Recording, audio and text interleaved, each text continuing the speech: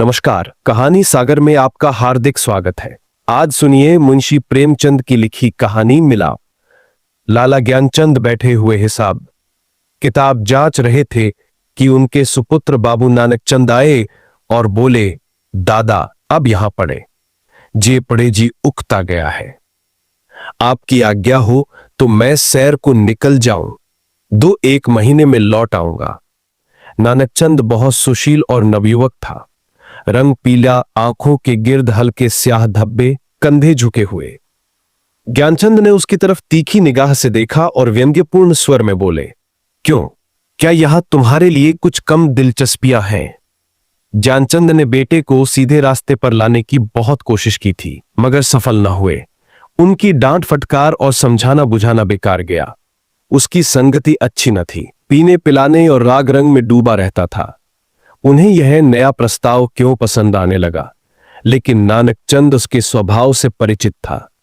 बेधड़क बोला, अब यहां जी नहीं लगता। कश्मीर की बहुत तारीफ सुनी है, अब वहीं जाने की सोच रहा हूं। ज्ञानचंद बेहतर है, तशरीफ ले जाइए। नानकचंद, हंसकर रुपए को दिलवाइए। इस वक्त 500 रुपए की सख्त जरूरत है। ज्ञानचंद, ऐसी फिजूल बातों का मुझसे जिक्र न किया करो, मैं तुमको बार बार समझा चुका हूं। नानकचंद ने हट करना शुरू किया और बूढ़े लाला इनकार करते रहे, यहां तक कि नानकचंद झुंझला कर बोला, अच्छा कुछ मत दीजिए, मैं यूं ही चला जाऊंगा। ज्ञानचंद ने कलेजा मजबूत करके कहा, बेशक तुम ऐसे ही हिम्मतवर हो, वहां भी तुम्हारे भाईबंद बैठे हुए हैं ना। नानकचंद, मुझे किसी की परवाह नहीं, आपका रुपया आपको मुबारक रहे। नानकचंद की यह चाल कभी पट नहीं पड़ती थी। अकेला लड़का था, बूढ़े लाला साहब ढीले पड़ गए। रुपया दिया, खुशामद की और उसी दिन नानकचंद कश्मीर की सैर के लिए रवाना हुआ। मगर नानकचंद यहां से अकेला न चला। उसकी प्रेम की बातें आज सफल हो गई थीं। पड़ोस में बाबू रामदास रहते थे। बेचारे सीधे सादे आदमी थे, सुबह दफ्तर जाते और शाम को आते। इस बीच नानकचंद अपने कोठे पर बैठा हुआ उनकी बेवा लड़की से मोहब्बत के इशारे किया करता, यहां तक कि अभागी ललिता उसके जाल में आ फंसी। भाग जाने के मंसूबे हुए। आधी रात का वक्त था। ललिता एक साड़ी पहने अपनी चारपाई पर करवटें बदल रही थी। जेवरों को उतारकर उसने एक संदूकचे में रख दिया था। उसके दिल में इस वक्त तरह तरह के ख्याल दौड़ रहे थे और कलेजा जोर जोर से धड़क रहा था। मगर चाहे और कुछ न हो, नानकचंद की तरफ से उसे बेवफाई का जरा भी गुमान न था। जवानी की सबसे बड़ी नेमत मोहब्बत है और इस नेमत को पाकर ललिता अपने को खुशनसीब समझ रही थी। रामदास बेसुध सो रहे थे कि इतने में कुंडी खटकी। ललिता चौंक कर उठ खड़ी हुई। उसने जेवरों का संदूकचा उठा लिया। एक बार इधर उधर हसरत भरी निगाहों से देखा और दबे पांव चौक चौक कर कदम उठाती दहलीज में आई और कुंडी खोल दी। नानकचंद ने उसे गले से लगा लिया। बग्घी तैयार थी, दोनों उस पर जा बैठे। सुबह को बाबू रामदास उठे, ललिता न दिखाई दी।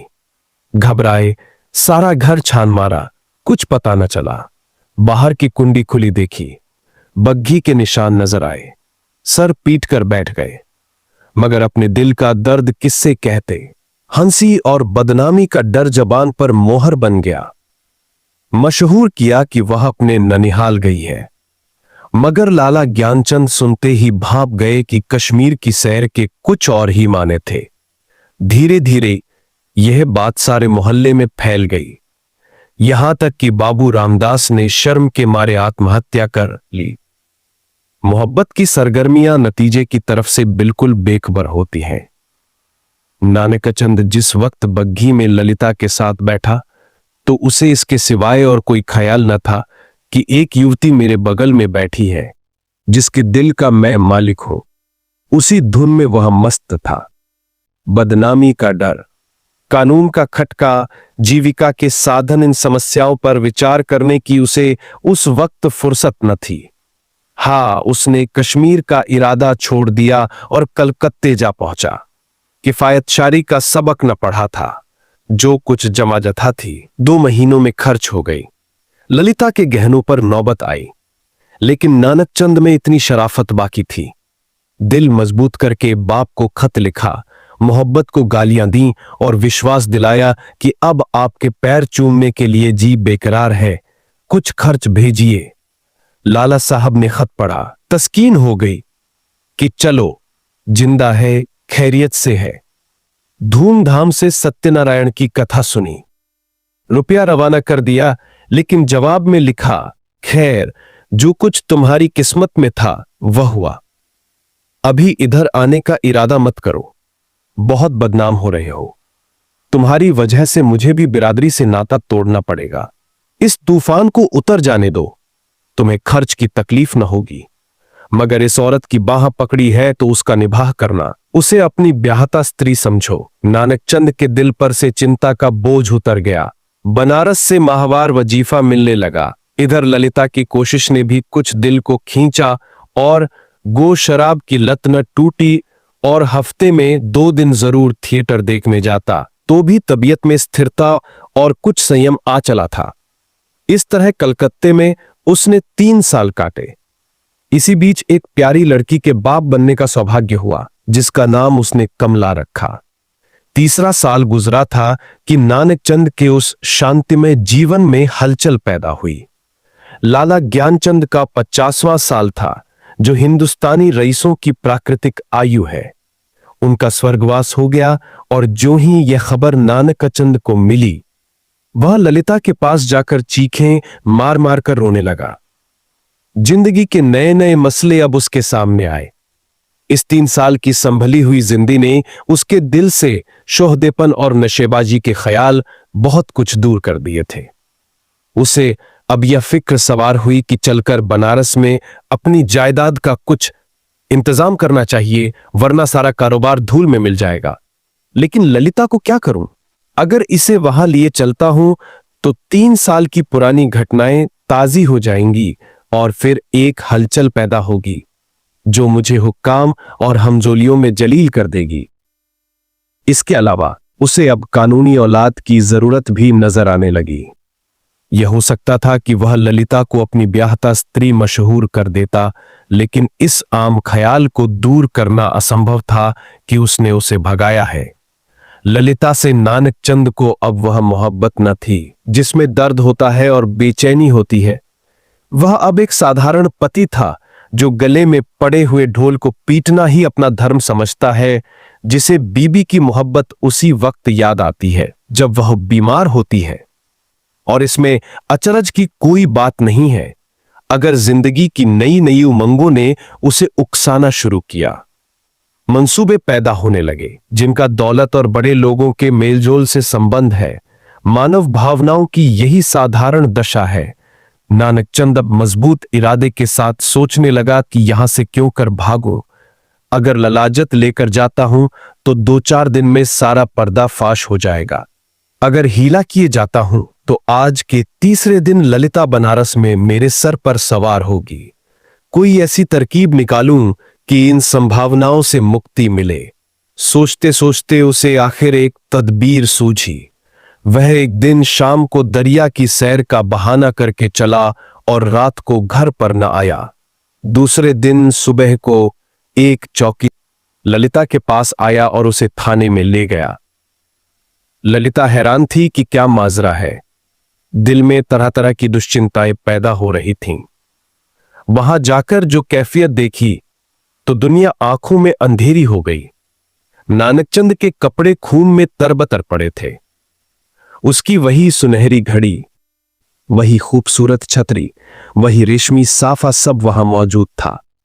जेब में उसके नाम के छपे हुए कार्ड थे। कोई संदेह न रहा कि नानकचंद को किसी ने कत्ल कर डाला।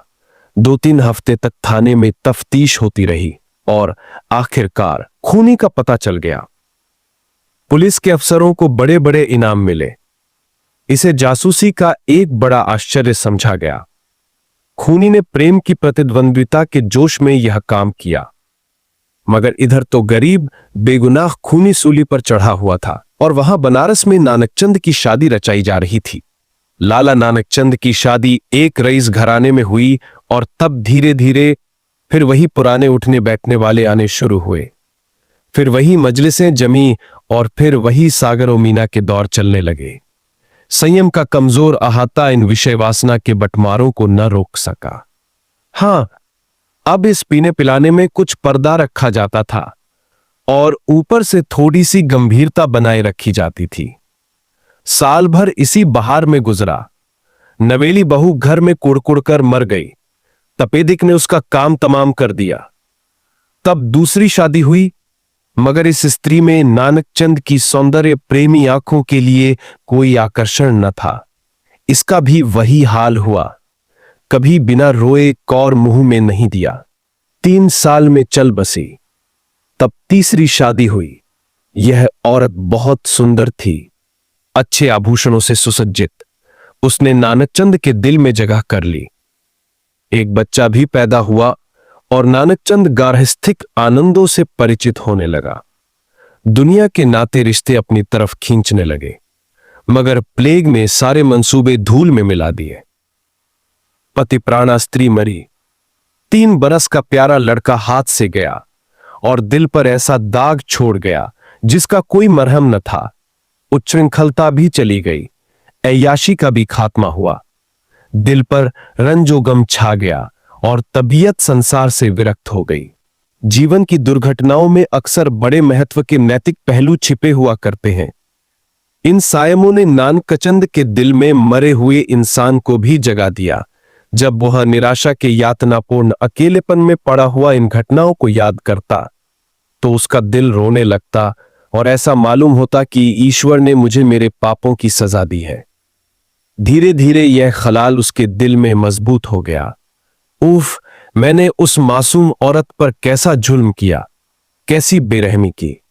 यह उसी का दंड है। यह सोचते सोचते ललिता की मायूस तस्वीर उसकी आंखों के सामने खड़ी हो जाती और प्यारे मुखड़े वाली कमला अपने मरे हुए सौतेले भाई के साथ उसकी तरफ प्यार से दौड़ती हुई दिखाई देती। इस लंबी अवधि में नानकचंद को ललिता की याद तो कई बार आई थी, मगर भोग विलास और पीने पिलाने की उन कैफियतों ने कभी उस ख्याल को जमने नहीं दिया। एक धुंधला सा सपना दिखाई दिया और बिखर गया। मालूम नहीं दोनों मर गईं या जिंदा हैं। अफसोस, ऐसी बेबसी की हालत में छोड़कर मैंने उनकी सुध तक न ली। उस नेकनामी पर धिक्कार है जिसके लिए ऐसी निर्दयता की कीमत देनी पड़े। यह ख्याल उसके दिल पर इस बुरी तरह बैठा कि एक रोज वह कलकत्ता के लिए रवाना हो गया। सुबह का वक्त था। वह कलकत्ते पहुंचा और अपने उसी पुराने घर को चला। सारा शहर कुछ और ही हो गया था। बहुत तलाश के बाद उसे अपना पुराना घर नजर आया। उसके दिल में जोर से धड़कन होने लगी और भावनाओं में हलचल पैदा हो गई। उसने एक पड़ोसी से पूछा, इस मकान में कौन रहता है? बूढ़ा बंगाली था। बोला, हम ये नहीं कह सकता कौन है कौन नहीं है। इतना बड़ा मुल्क में कौन किसको जानता है। हाँ, एक लड़की और उसका बूढ़ा माँ, 2 औरत रहता है। विधवा है, कपड़े की सिलाई करता है। जब से उसका आदमी मर गया तब से यही काम करके अपना पेट पालता है। इतने में दरवाजा खुला और एक 13-14 साल की सुंदर लड़की किताब लिए हुए बाहर निकली।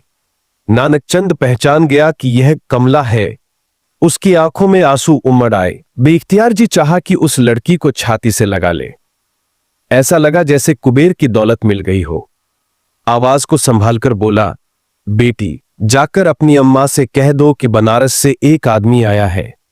लड़की अंदर चली गई और थोड़ी देर में ललिता दरवाजे पर आई। उसके चेहरे पर घूंघट था और गो सौंदर्य की ताजगी न थी, मगर आकर्षण अब भी था। नानकचंद ने उसे देखा और एक ठंडी सांस ली। पतिव्रत और धैर्य और निराशा की सजीव मूर्ति सामने खड़ी थी। उसने बहुत जोर लगाया, मगर जब्त न हो सका। बरबस रोने लगा। ललिता ने घूंघट की आव से उसे देखा और आश्चर्य के सागर में डूब गई। वह चित्र जो हृदय पट पर अंकित था और जो जीवन के अल्पकालिक आनंदों की याद दिलाता रहता था, जो सपनों में सामने आकर कभी खुशी के गीत सुनाता था और कभी रंज के तीर चुभाता था।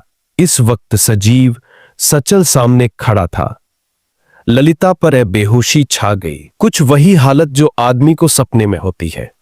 वह व्यग्र होकर नानकचंद की तरफ बढ़ी और रोती हुई बोली, मुझे भी अपने साथ ले चलो, मुझे अकेले किस पर छोड़ दिया है, मुझसे अब यहां नहीं रहा जाता। ललिता को इस बात की जरा भी चेतना न थी कि वह उस व्यक्ति के सामने खड़ी है जो एक जमाना हुआ मर चुका, वरना शायद वह चीख कर भागती। उस पर एक सपने की सी हालत छाई हुई थी।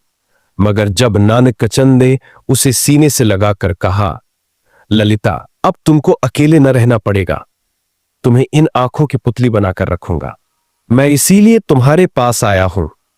मैं अब तक नरक में था, अब तुम्हारे साथ स्वर्ग को सुख भोगूंगा। तो ललिता चौंकी और छिटकर अलग हटती हुई बोली, आंखों को तो यकीन आ गया, मगर दिल को नहीं आता। ईश्वर करे यह सपना न हो। आप सुन रहे थे मुंशी प्रेमचंद की लिखी कहानी मिलाप। ऐसी और प्रेरणादायक कहानियों के लिए हमारे चैनल कहानी सागर को सब्सक्राइब करें। अगर यह कहानी आपके दिल को छू गई हो तो इसे लाइक करें और अपने दोस्तों और परिवार के साथ शेयर करें। धन्यवाद।